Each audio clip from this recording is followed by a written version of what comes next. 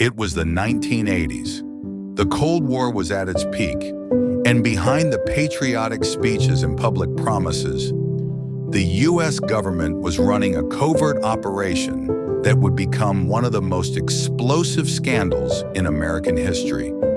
This is the Iran-Contra affair. Let's start with Iran. At the time, it was an enemy of the United States, officially labeled a sponsor of terrorism. A brutal war raged between Iran and Iraq, and the U.S. had strict laws banning arms sales to either side.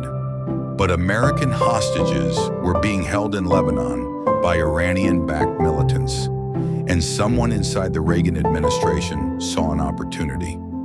In secret, high-level U.S. officials began selling weapons, missiles no less, to Iran. The plan?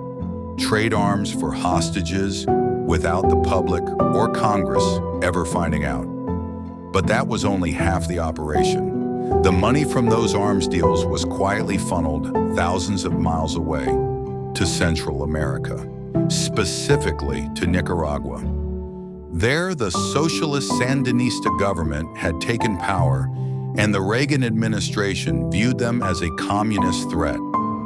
Enter the Contras, a rebel group fighting to overthrow that government. Congress had already banned any U.S. funding for the Contras. It was called the Boland Amendment, but that didn't stop the White House.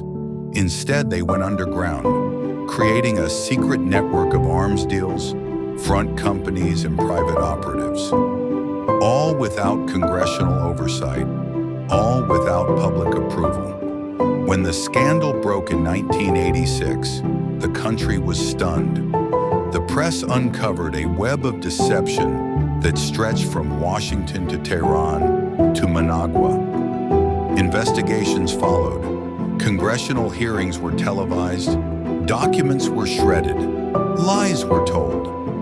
Lieutenant Colonel Oliver North became the face of the scandal, a young Marine in a crisp uniform, taking the fall on national TV. President Reagan claimed he had no knowledge of the deal. Vice President George H.W. Bush, also implicated, survived politically and later became president. 14 officials were indicted. 11 were convicted. Most were later pardoned by President George H.W. Bush in 1992. The Iran-Contra affair raised a chilling question. What happens when the people in power decide they're above the law? It wasn't just about hostages, or weapons, or rebels. It was about secrecy, unchecked power, and how close a democracy came to betraying its own principles.